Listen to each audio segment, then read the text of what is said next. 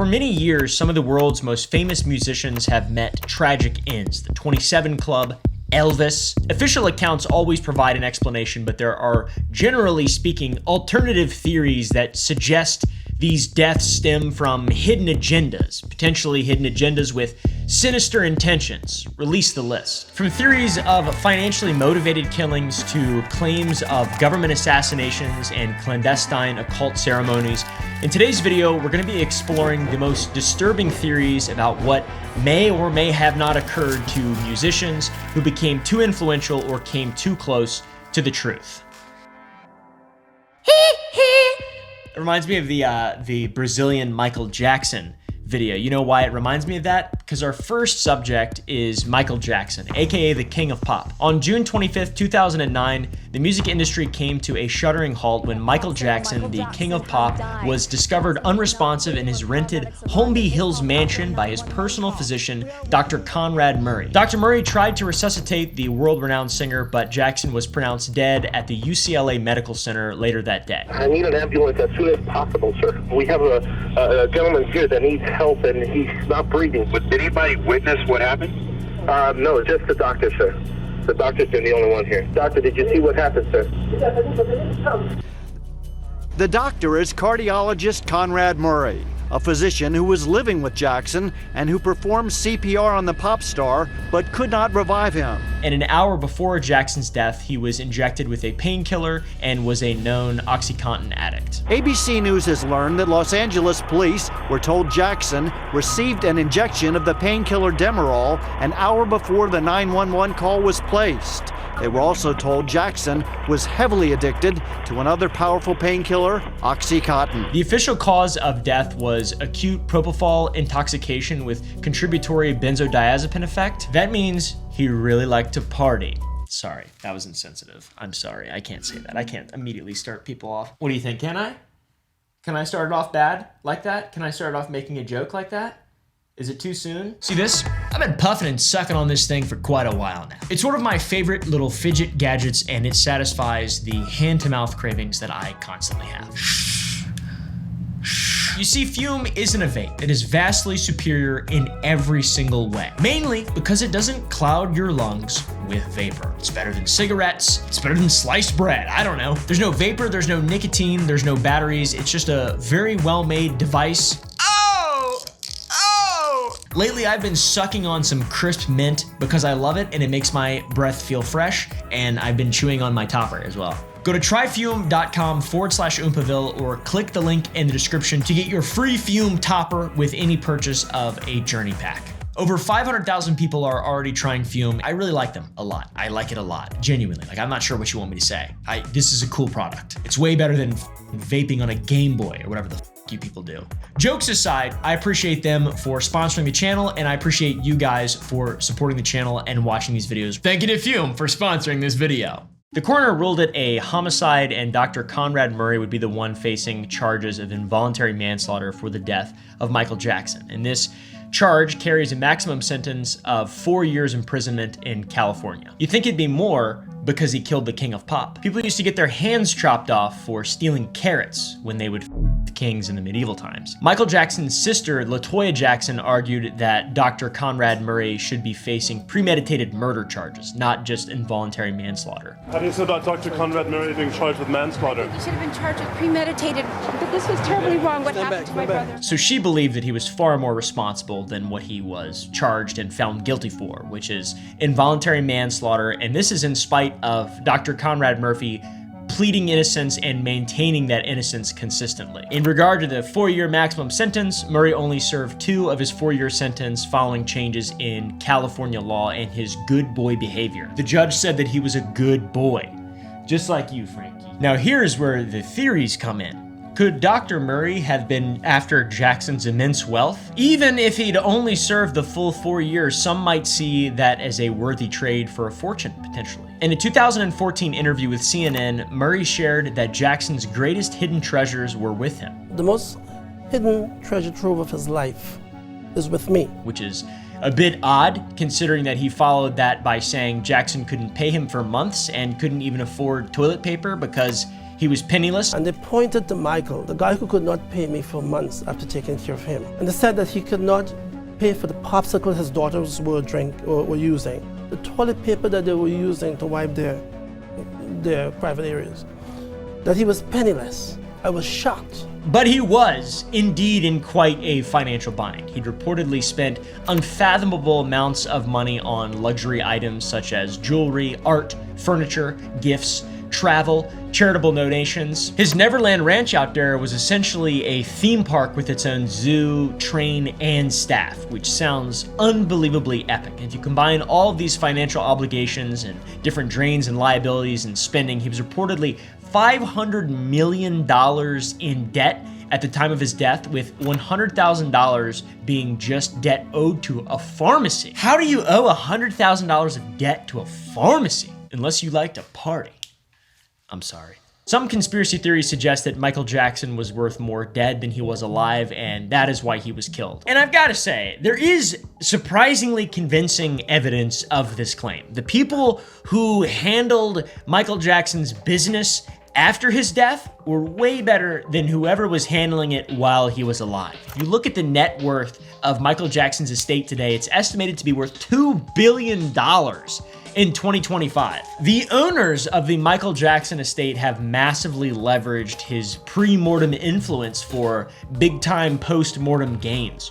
Royalties, merchandising, and catalog sales are just a few ways that his legacy have made hundreds of millions of dollars. Forbes estimated that in 2018 alone, the estate raked in 400 million big ones, buckaroonies of profit. And that made the Michael Jackson estate the highest earning that year of all celebrities dead or alive. For perspective on this, according to Forbes' list of top 10 highest earning celebrities for 2018, Floyd Mayweather made $285 million. He topped the charts, only dethroned by Michael Jackson, who had been dead for nearly a decade. So we have pre-mortem influence and talent that results in post-mortem gains. Who benefits from Jackson's death and his posthumous profits? Who are the beneficiaries of Michael Jackson's estate? Well, his mother, Katherine Jackson, is also called the matriarch of the Jackson family. His son, Prince, his son, Biggie, his daughter Paris, and his monkey Bubbles. So those are his family members, and it seems like it would take a cold and unfeeling person to have either your child or parent killed to seize a piece of their fortune. That seems absolutely insane. But what his parents did to him to groom him to what he became eventually, the most famous person of all time, that was cruel and unfeeling as well. That's a whole nother video. It's absolutely a horrible story. So most believe if there is some credence to the conspiracy, it was someone outside of the family. Some people say it's Conrad Murray, the one who was charged with his death, but he's not a beneficiary to the Jackson estate, so I'm not sure how exactly he would get a piece of the pie. So his family make up the beneficiaries of the estate, but then there are those who actually control it. We have John Branca and John McCain, the guy who lost the presidential election in 2008 to Barack Hussein Obama. He walks around like this. I think it's because he was wounded in Vietnam. Also, that's not true. It's John McClane. John and John are both the executors of Michael Jackson's estate, and they oversee the distribution of his wealth. John Branca and Jackson had quite an extensive history going back 30 years, during which time Branca had been fired at least twice by Michael Jackson. How the is the music industry so evil? These people are so evil. Elvis has the Gordon's fisherman, or whatever they called him, the captain, the general, some lame shit like that. People getting fired and then rehired, and they're evil, man. All I've got's this fake rat that Wendigoon gave me for my wedding gift, or whatever. And this thinking buddy. Interestingly enough, one of the times that Branca was fired was following a private investigation claiming that Branca and Sony Music CEO Tommy Mottola had been funneling funds from Jackson into offshore accounts in the Caribbean. Dude, no, that was me. Don't worry, MJ. That was actually just me funneling accounts into my account in the Caribbean. I have an account down there. I don't know, you could open up an account, dude. How do you even open an account somewhere that isn't here? That isn't local. Send a damn money order from Walmart down there to the Caribbean.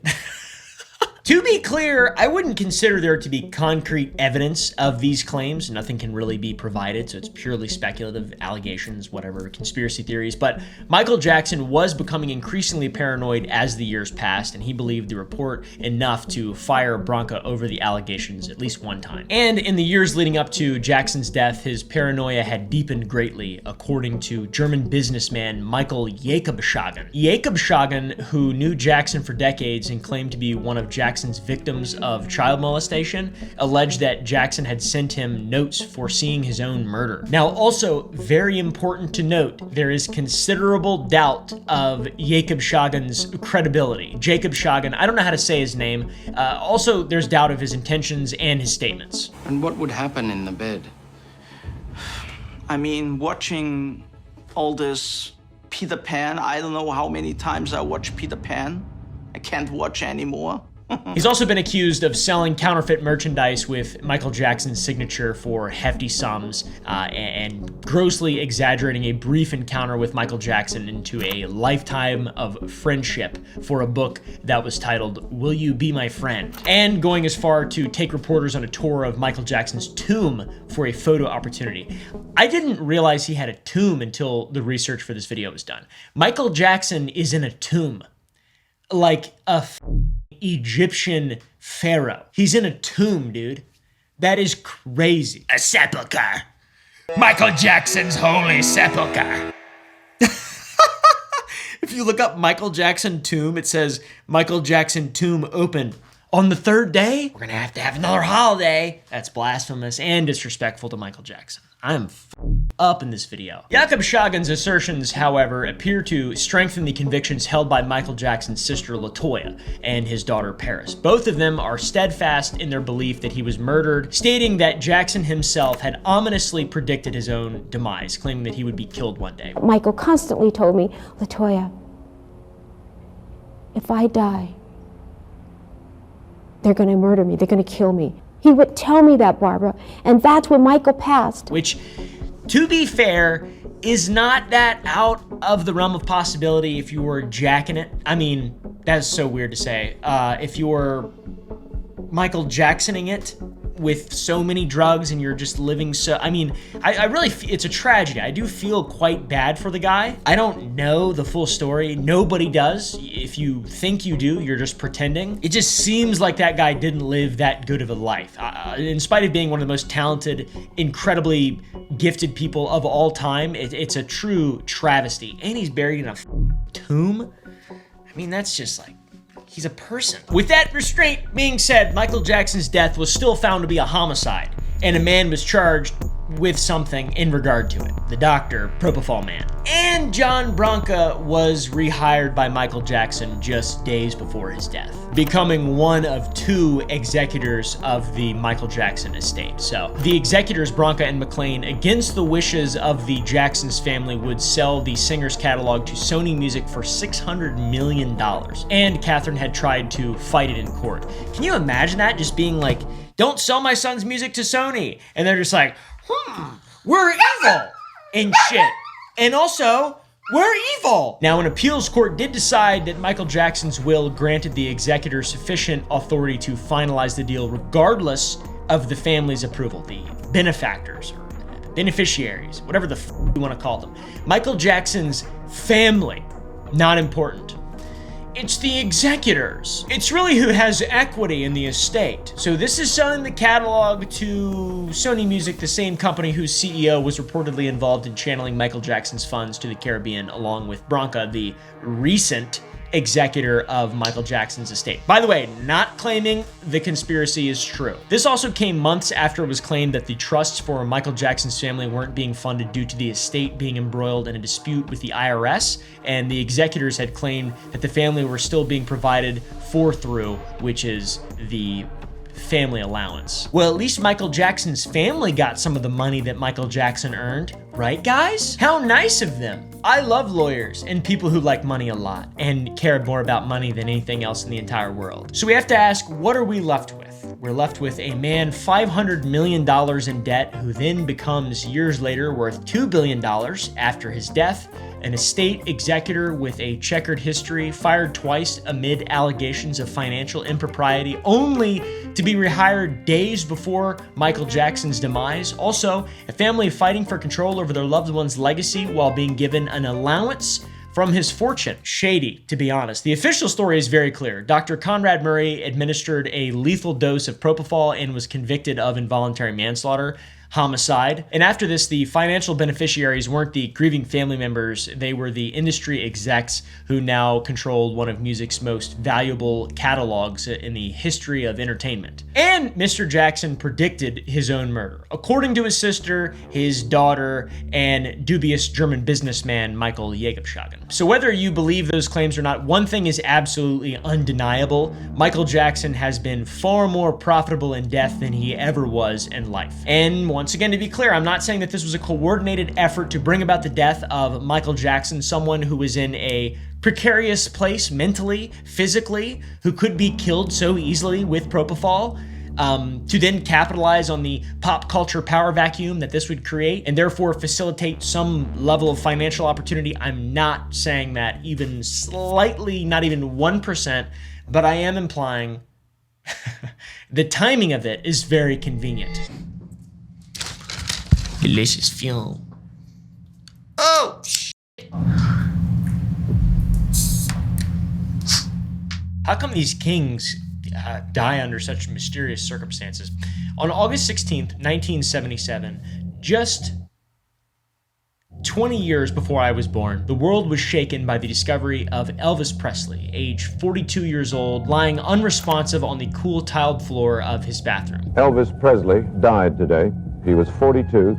Apparently, it was a heart attack. It was his fiancée, Ginger Alden, who stumbled upon the heartbreaking scene. She very graphically described in her memoir the scene of her finding him dead. His arms lay on the ground, close to his sides, palms facing upward. It was clear that from the moment he landed on the floor, Elvis hadn't moved. I gently turned his face toward me, a hint of air expelled from his nose. The tip of his tongue was clenched between his teeth, and his face was blotchy. I gently raised one eyelid, and his eye was staring straight ahead and blood red. What a strange thing to write about your fiancé in your memoir. I mean, I don't know about that. I feel like I would never want to talk about that ever. Unless I needed money really bad, I guess. The cause of Elvis' death was later determined to be cardiac arrhythmia, which is an irregular heartbeat, for those of you who don't know. And it likely wasn't helped by his out-of-control drug addiction that he picked up during his time in the military after being drafted. In fact, medical examiners found that he had 14 different drugs in his system at the time of death, 10 of which were in significant quantities, including but not limited to codeine, which is a painkiller and prescription cough medicine, morphine, which is a potent opioid and painkiller. It's very addictive and very dangerous. Methaqualone, which is a barbiturate-like sedative popular for recreation in the 1970s. Diazepam, better known as Valium, which is used to treat anxiety and cure insomnia, or treat insomnia, I guess. Afenamate, which is a hypnotic and sedative medication that's highly addictive. And 6 pounds of peanut butter banana sandwiches. The king of rock and roll was gone, yet while his physical presence was no more, the legend of Elvis was just beginning to take on a life of its own. Here's where the conspiracies come in. There's quite a few of them. The day following his untimely death, a man bearing a striking resemblance to Elvis reportedly boarded a flight under the alias Joe Burrows, a pseudonym well known to fans, close associates, and the United States government. Curiously, Elvis' tombstone was inscribed with the name Aaron, spelled with 2 A's, whereas his birth certificate distinctly spells his middle name as Aaron, with only 1 A. So, we have some red flags here. Author and researcher Gail Brewer Giorgio posits a fascinating theory in her book, Is Elvis Alive?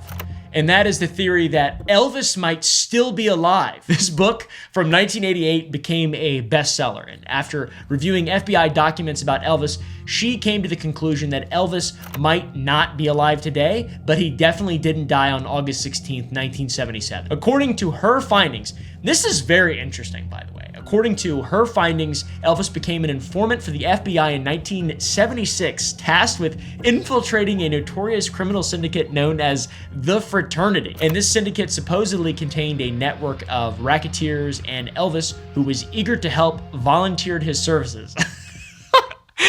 I mean, This is very crazy. I'd never heard of this at all until researching for this video. Now, you might be asking the question to yourself, why would the FBI approach Elvis of all people? Well, because Elvis owned a plane that he had purchased in April of 1975 from an alleged member of this organization, the Fraternity, a 1958 Convair 880 named Lisa Marie after his daughter. So the theory is that Elvis was an operative. He wasn't exactly a trained operative, despite him serving in the Army from 1958 to 1960 as an armor intelligence specialist, but he was an operative for the FBI. I'm not even going to say allegedly. I believe that shit 110%. And then the fact that he was a Fed would be discovered by the Fraternity, and when his undercover identity was compromised, he was forced to vanish, going into witness protection, therefore needing to throw his pursuers off his scent, making them believe he was dead by faking a death from cardiac arrhythmia in 1977, 20 years before I was born. At least that is one of the theories.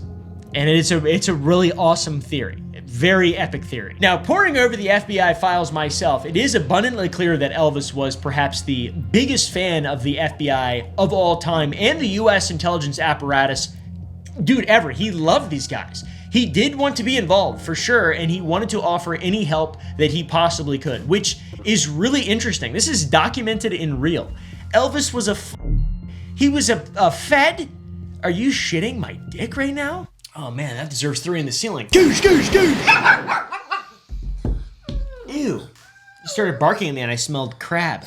Elvis' primary area of interest in regard to all this was with the drug epidemic that was sweeping America at the time. He'd even met with President Nixon, volunteering his help with the narcotics problem, which Nixon responded by providing Elvis with a Bureau of Narcotics and Dangerous Drugs Agents badge. It's ironic that he died with so many narcotics in his system, then. I feel like that's very ironic, but I don't know really what irony means. I don't really understand it, or know. Can someone explain it to me in the comments below? Because I'm sure you guys know exactly what it is. So Elvis informed the FBI that he was occasionally approached by groups inside and outside of the entertainment industry with motives that were not in America's interests, offering to provide information to the FBI confidentially. And if the FBI ever needed him, they could contact him at his home in Memphis, Tennessee, using the name Colonel John Burroughs. Not Joe Burroughs, the name I said earlier, but John Burroughs. So let's make sure we use the right one. Elvis would also take a tour of the FBI headquarters and be joined by an entourage of 6 individuals. He would request to meet with Director J. Edgar Hoover, who he described as the greatest living American. He was such a stan of the FBI. It's like the only guy ever to love the FBI. He once again offered his assistance in any way and showed off the badge that he received from Nixon. Unfortunately, it looks like Elvis was treated rather poorly by the FBI. When he had reached out asking to take a tour of the FBI headquarters, a memo about him mentions that he was sincere and well-intentioned, but he was not the type of individual the director would wish to meet.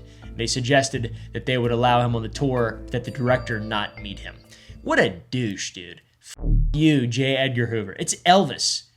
It's Elvis, bro. Shut the f up, you stupid bitch. You killed MLK. F you. Following a tour and through Elvis making his admiration for the FBI's agency and their mission very clear, it was suggested to the director Hoover that he write a letter to Elvis, which he did on January 4th, 1971, in which he says that they will keep in mind his offer of confidential information and other assistance if it's deemed necessary.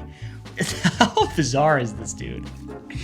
So maybe they took him up on that. They reached out to him, and then over the next couple years before his passing, I don't know, J. Edgar Hoover died in 1972. May God burn his soul forever in hell for all eternity, for many years and eons and many yield to come, etc. So maybe Elvis joined in with the FBI before his rumored passing in 1977. Of course, no conspiracy theory regarding a faked death would be complete without numerous reports of sightings, each serving as supposed proof that the deceased still walk among us. Over the years, there have been countless sightings of Elvis. I myself have even sighted Elvis a few times. I used to accompany my father to trim horses at this mini pony farm, the Messicks. Let's call them the Messicks. That is their name. Let's call them the Messicks, though, back in Virginia. Out there in Frederick County, actually Clark County, I'm pretty sure. And there's an old sumbitch that used to run up the road out front of their property, and he had black Elvis hair, and like I'm talking jet black, and he's an old man just No, easy. He's just, hey. No, no. Stop it! And I tell you what, if that wasn't a sighting of Elvis, I don't know what the was. He's out there in Clark County, Virginia. He's probably still up there kicking up and up. There have been countless other sightings of Elvis, capturing the imagination of millions who hold on to the enduring hope that the king of rock and roll is out gyrating and shaking and all that shit. He's an insanely talented singer, to be honest, and he had a unique sort of vibe on stage, a very unique personality, a sense of humor almost that he carried with him. And I like watching some videos of him. You know, occasionally I'll delve into the Elvis a little bit, but I'm more into his films. The first of these alleged Elvis sightings came the day after Elvis died, when, as we mentioned earlier, a man resembling the king supposedly boarded an international flight from Memphis International Airport, giving the name John Burroughs. This is obviously disputed by any people with functioning brains. For example, Patrick Lacey, the author of the blog Elvis Decoded, refutes this claim by saying the international flights weren't available from the airport at that time, so it's not even possible that could have even happened. Now, trying to verify these claims myself, I couldn't nail down a year that international departures became available, but international arrivals became available after an expansion in 1976, the year prior to Presley's death. So maybe go ahead and suck at Elvis Decoded, potentially, but also I didn't do very much research. Now I'm gonna ask the question, if he didn't die, then what did they bury at Elvis' very public funeral? An extension of the conspiracy theory suggests that at the funeral on August 18th, 1977, they buried a wax figure rather than the body of the man himself. Now, everybody knows that Elvis had gained weight by the end of his life, but not enough to seemingly exhaust a dozen men who would carry his casket. It seemed like he was pretty heavy then. But if that casket could have included an air conditioning system to prevent the wax figure from melting, that could explain the strain from the men. Gene Smith, the cousin of Elvis Presley, recounts seeing the body of Elvis in the casket the day of the funeral and didn't believe the body he was looking at was the body of his cousin, Elvis. But I just didn't believe it was him. He noted that Elvis' hands were smooth as a newborn baby, despite claiming that they were known for being calloused from constant use, I guess. His hands was just as smooth. His nose looked weird and puggy, he said, which is extremely offensive. His sideburn was sticking out a whole inch from his head, and his hair looked like a hairpiece that had been glued on. And his hairline looked as if it had been a hairpiece, something glued on somewhere. It just didn't look right. And Elvis looked as though he was sweating in the casket. And it seemed like it was sweating around his hairline. It could have been sweat, it could have been glue, I don't know. Just waiting to spring out of it and surprise us all. Maybe that was glue from the wig, maybe it was melting wax, maybe it was something else. Now, it wasn't until 1988 that things really took a turn, when a woman actually found Elvis in Kalamazoo, Michigan at a Burger King. I need to explain. This is when the conspiracies really took off. There was multiple reports. Apparently, Elvis was spotted multiple times in Kalamazoo, Michigan in 1988. There was a sighting of him at a Burger King that gained traction in multiple newspapers. And following news coverage of this sighting, a woman traveled to Kalamazoo to try to find the man herself. This woman, Kelly Burgess, went to the Burger King and even asked a YMCA if he had worked out there. I went into the YMCA and spoke to the director of the fitness center. And I said, does Elvis Presley work out here? And he said, just a minute, I'll have to check the roster. And it wasn't until she went to a hotel that she found the man that she'd been looking for. She found Elvis. I turned around, and it was Elvis was standing there, and it was almost I felt as if lightning had struck. She said that he looked good, roughly 195 pounds, full head of white hair, but the same mouth and cheekbones of the guy, you know, the man, the king of rock and roll. It was him. She went on television to share her story, which propelled the belief that Elvis was still alive into even more homes around America. And when Priscilla Presley did an interview with Larry King from the former Graceland home of the rock and roll icon, people point to a moment nearly 43 minutes into the episode where a voice can be heard saying, "Turn left." Time left. Some believe this to be the voice of Elvis, proving that he didn't die 30 years later. All I can think of is all the memes, the Elvis memes where he like throws napalm and he throws a grenade and stuff, and then Rick and Morty. It's just like God, it's just so funny. Well, it's Rick and Morty time. Then there are supposed instances of Elvis being seen on camera that are evidence that he's still alive, even allegedly appearing as an extra in Home Alone, the 1990 movie from Chris Columbus, who 2 years before had made the movie Heartbreak Hotel, which was about children who tried to kidnap Elvis Presley. So there's plenty of theories out there. There's plenty of speculation, and one fact that does allow believers of these Elvis is alive conspiracies to keep their conspiracy tanks full is the fact that the autopsy for Elvis was sealed. It was secure under lock and key for an astonishing 50 years. So is there something within the autopsy report that remains hidden from public eyes? 50 years from 1977 brings us to 2027. It's only 2 years away, so here we stand nearly half a century later, still asking the same questions. Is Elvis Presley nearly dead? Did I see him running on the side of the road in Clark County, Virginia? The evidence of either side seems contradictory at each turn. He was a man who desperately wanted to serve his country, offering his services to the FBI and receiving badges from presidents, yet allegedly abandoning everything, his daughter, his legacy, his throne, to disappear into the shadows, plus a sealed autopsy that won't be opened until 2 years from now. It's almost like the truth has an expiration date. Am I right, fellow seekers of the truth? All I know is the sightings continue, the questions multiply, his middle name changed from his birth certificate to his tombstone, Gene Smith doesn't recognize his own cousin's hand in the casket. A voice says turn left in the background of a Graceland interview, and suddenly millions believe the king never left the building. Rick and Morty. I apologize for laughing. It's heartless and inconsiderate. I'm a absolutely terrible human being. I believe that Elvis Presley died on a bathroom floor surrounded by prescription bottles, and it was an absolute horrible tragedy. John Lennon, rest in peace, mother. On December 8th, 1980 at 10:50 p.m., John Lennon walked toward his Dakota apartment building in New York City. And Mark David Chapman, who had obtained Lennon's autograph just hours earlier, assumed a combat stance at the ready. He fired 5 hollow point bullets from a .38 special revolver, 4 of which struck Lennon in the back and shoulder. And at 11:15 p.m., the former Beatle was pronounced dead on arrival at the Roosevelt Hospital from massive hemorrhaging and shock. Lennon was rushed to the nearest hospital just a few blocks away, but was dead on arrival.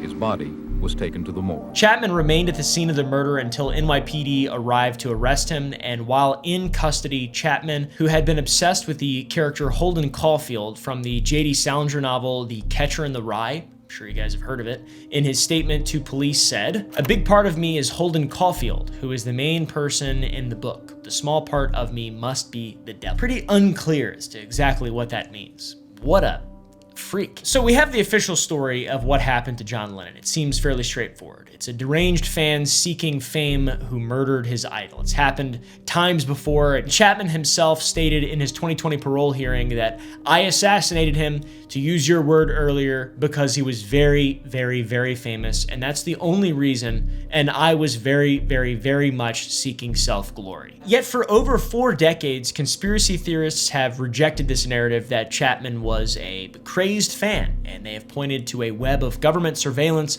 mind control programs, and political motives. Author Fenton Bresler's 1989 book, Who Killed John Lennon, ignited theories that Chapman was a CIA-controlled Manchurian candidate, which is an incredibly interesting concept I would love to explore in a video someday. This is what this is.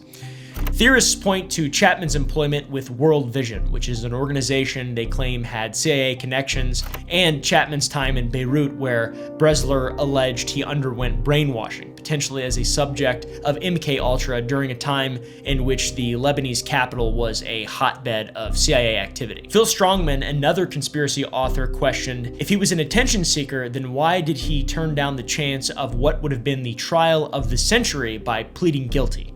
Chapman missed all of this attention he was supposedly seeking by just shooting him and then saying, I'm like Holden Caulfield. Strongman and others suggest that this is a result of programming, mind control. Chapman underwent, and there's plenty of behavioral evidence to prove this. The behavioral evidence theorists cite include Chapman's combat stance when firing, which suggests military training, and his calm demeanor afterwards. I would just say he probably watched a movie at some point and he's a crazy person, but that doesn't fit the narrative of this video very well. So we'll pretend like I didn't say that. Even during court, Chapman behaved, that was me rewinding, by the way. Even during court, Chapman behaved with no emotion.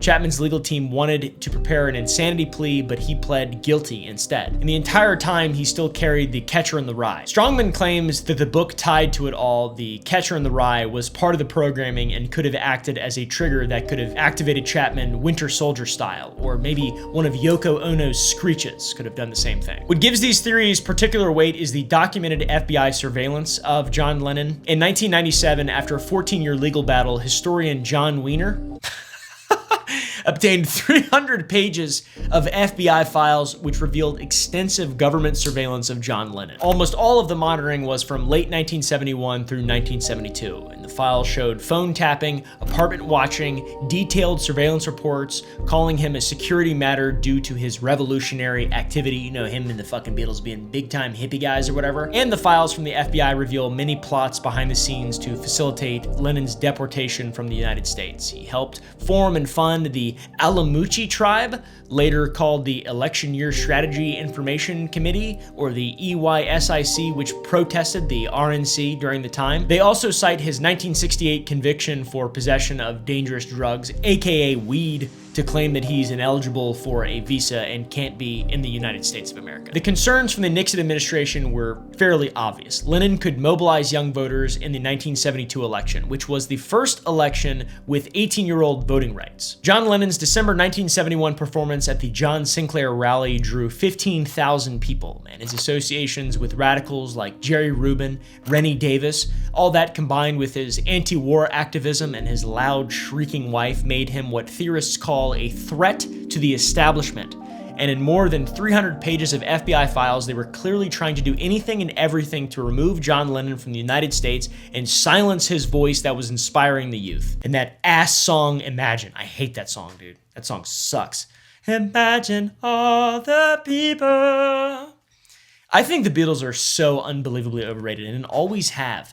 I remember first listening to the White Album or whatever, and I was like, all these songs kind of sound the same. And it's not like I'm a hater or anything. I love Let It Be. Their most simple, just brain rot song. I really like I like Paul McCartney and the Wings. I love the Wings, but I just don't like, I don't know, there just isn't that many.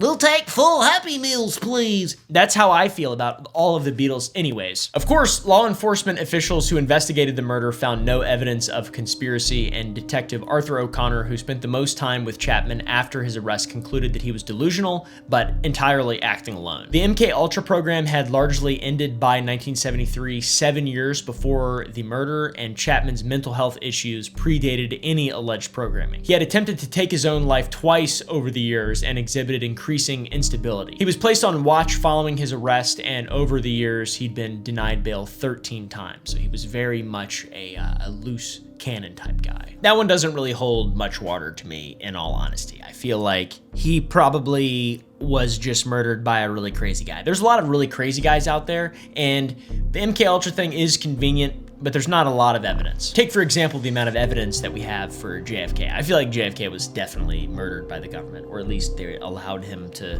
be murdered. Lennon had kind of fallen off by 1980, let's be real. So, anyways, next is Tupac. On September 7th, 1996, just 8 days after I was born, Tupac Shakur attended the Mike Tyson fight at Las Vegas MGM Grand.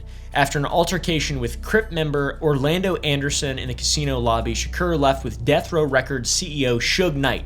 And at 11:15 p.m., while stopped at a red light on East Flamingo Road, a white Cadillac pulled alongside their BMW. Multiple shots were fired and 4 bullets struck Shakur. And 6 days later, on September 13th at 4:03 p.m., Tupac died from respiratory failure and cardiac arrest resulting from the assassination. Rap star Tupac Shakur died last night after a brief life in a rough business. He was 25. And when the FBI released files in 2011, conspiracy theorists found validation in their suspicions and with their concerns. The documents revealed government interest in Tupac, though primarily focused on death threats from the Jewish Defense League rather than from his murder. The files showed the JDL and others yet identified have been extorting money from various rap music stars via death threats. Author John Potash's The FBI's War on Tupac Shakur and Black Leaders alleges counterintelligence program-style tactics were used against Tupac Shakur. Folks claim that Tupac's political messages and platform made him dangerous to government interests, which I could definitely see that. For example, he gave a speech at a voter registration rally in August of 1996, which was a month before his death, and produced music with anti-police brutality lyrics, and he possessed the ability to authentically reach millions of young people and influence them. And all of this stuff together allegedly marked him for elimination from the government. His mother, Afeni Shakur, was one of the Panther 21, or Black Panthers charged with conspiracy to bomb police stations. She went through the legal battle while pregnant with Tupac and gave a speech that won the defendant's acquittal on all 156 charges a month before she gave birth to Tupac, which is insane. She didn't just fight for her own freedom, but for the well-being and improvement of conditions women faced in the prison system as well. Tupac's grandfather was also a wrongly convicted Panther leader. In 1968, Geronimo was arrested for the murder of a teacher despite being hundreds of miles away at the time of said murder. He spent 27 years in prison, 8 of which were in solitary because it was discovered that evidence that would have influenced the trial was concealed. Assata Shakur, Tupac's godmother, was a former Black Panther turned BLA member, the Black Liberation Army. After a prolonged legal battle over the murder of a police officer which she was present for, she was convicted of the murder but was broken out of prison by other BLA members and fled to Cuba. Tupac's stepfather, Dr. Mutulu Shakur, was a political revolutionary who was sentenced to 60 years in jail in connection with a Brinks truck robbery. Many consider him a political prisoner of the time, which is extremely common with activists of this type, by the way. If I didn't make that clear enough earlier by insinuating heavily that J. Edgar Hoover assassinated MLK. Dr. Shakur had a passion in helping people with addiction using holistic means and acupuncture, and also wrote the rules for gang-related activity, aka the Thug Code. Kind of a legend, to be honest. So this family history, combined with Tupac's fame and activism, fuels theories that he was systematically targeted and then further eliminated. Biographer Santi Elijah Hawley noted he was raised with Black pride, self-determination, Black resiliency, and resistance. So all that being said, despite Tupac's gang affiliations and the creation of the Thug Code alongside his stepfather, Tupac understood that gang culture was a part of the very cycle that they sought to break. And the thug life movement wasn't about glorifying street violence, it was more so about survival within a broken system. The Thug Code itself is very interesting. Many of its 26 rules specifically focus on protecting vulnerable members of the community. One prohibits the selling of drugs to pregnant women and children, and other rules mandate respect for elderly people and ban violence against women and children, and when violence is necessary, it must not be senseless violence. So these aren't like uber violence gang guidelines of mindless criminals, but rather the response to camaraderie and protection in communities that had essentially been abandoned. Tupac saw the incumbent gang structure as both a symptom of societal neglect and a potential vehicle for community self-defense and empowerment. And that's why they say the government killed him. The case went cold for decades, and it was only in 2023 that an arrest was made. Former Crips leader Dwayne Keefe D. Davis is now facing charges, but he claims he was hundreds of miles away at the time of the murder as well. Dwayne Keefe D. Davis insists he was 300 miles away when the rapper was shot. Now he's pointing the finger at someone else. Almost a parallel of the murder that Tupac's godfather Geronimo Pratt had been charged with so long before. The trial has been pushed to 2026, so who the knows what the outcome may be. All I know is that it is a very interesting story that I didn't know a lot about, and it probably deserves, a lot more information and reading. Now, how about one for occult sacrifice? All right, I'm big into the occult. Not literally.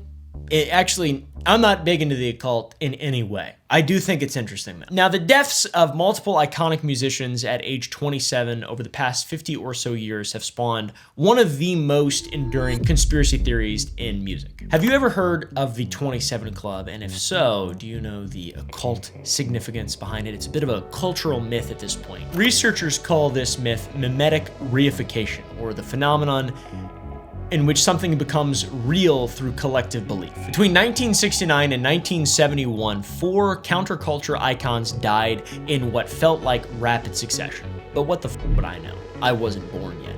Brian Jones of the Rolling Stones drowned in his pool on July 3rd, 1969. Jimi Hendrix asphyxiated on vomit after a barbiturate overdose on September 18th, 1970. Janis Joplin died of a heroin overdose on October 4th, 1970, and Jim Morrison's heart failed in a Paris bathtub on July 3rd, 1971. Theorists see patterns everywhere, and when enough young and talented musicians with the whole world in front of them die tragically for some bizarre reason, it can't be as simple as they just all died, and they were also 27 years old. That is odd that they all die when they're 27. A couple years ago, I tried predicting my death when I turned 27. That didn't work. I'm 28 now, and I'm about to be 29, and I still haven't died yet, so it doesn't work for everybody. I think you have to be massively addicted to drugs and alcohol. Either that or talented and liked by all. There are quite a few theories for each one of these individual deaths. For example, Hendrix roadie James Tappy Wright claimed manager Michael Jeffrey confessed to killing Jimi Hendrix to escape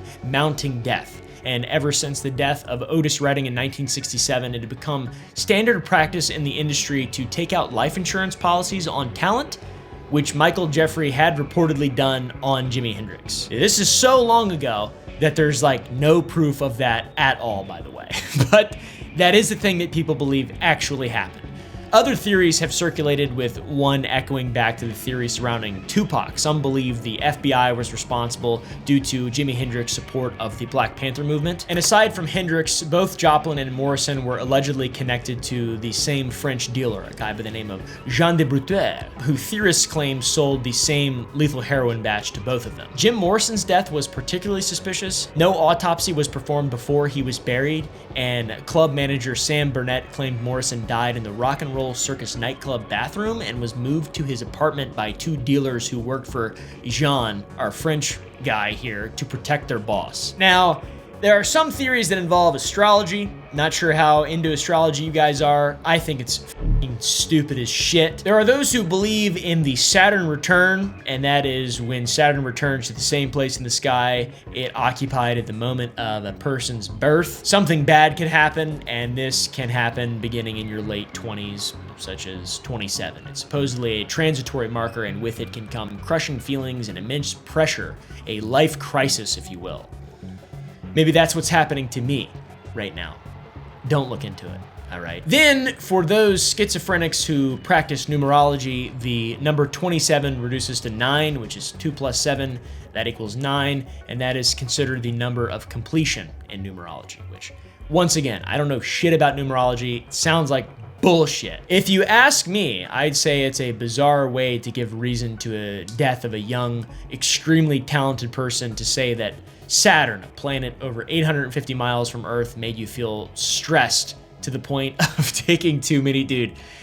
Mercury's in retrograde, bro. That's why I'm tripping right now. So yeah, not so sure about astrology, not so sure about numerology, but as time marches onward and more artists tragically pass at this magical age, which assigns them to membership to the 27 Club, theorists feel more emboldened in their belief and almost believe in a cyclical thing. Some theories even draw on the Faustian bargain concept, which is artists allegedly selling their souls for fame. You know, Johann George Faust. If you watch my most recent video about the Faustian bargain idea, it's a pretty cool video, pretty good video. Didn't do very well.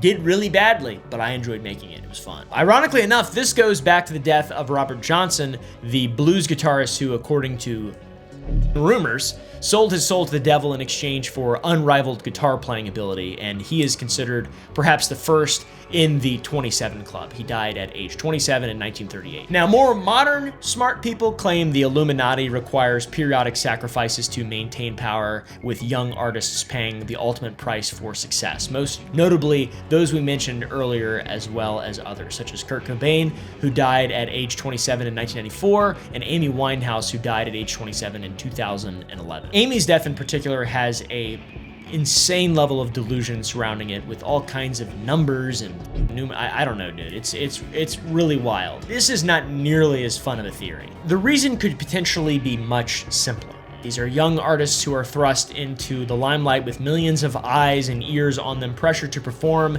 managers who are evil, rotten pieces of shit, co-stars, studios, fans, money, access to things. The industry itself is rife with substance abuse still, whether for recreation or for, mental escape. Fans latch onto these people with incredible talent and cannot accept the simple truth that they died. It is tragic, but sometimes it's nothing more than that, unfortunately. And that goes for all of these people, by the way. I think all of these were just tragedies, except for maybe Tupac. I definitely think Tupac was murdered, and it's insanely shady. And the MJ one, very, very suspicious. Too much money involved for it not to, Anyways, thank you for watching, my friends. If you guys want to see more content like this, press the like button. Go to the Gum Club to watch uncensored versions. Go to sour.gg to buy some shit. Look at this. We have these new little Sour Boys little butts, little iPod cases, little Sour Boy thing. Frankie, it's not a toy. Okay, it's just a thing. You can't have it. We're also now selling these Colts. Just kidding. We're not. Anyways, hope you guys enjoyed. Thank you to Fume for sponsoring this video.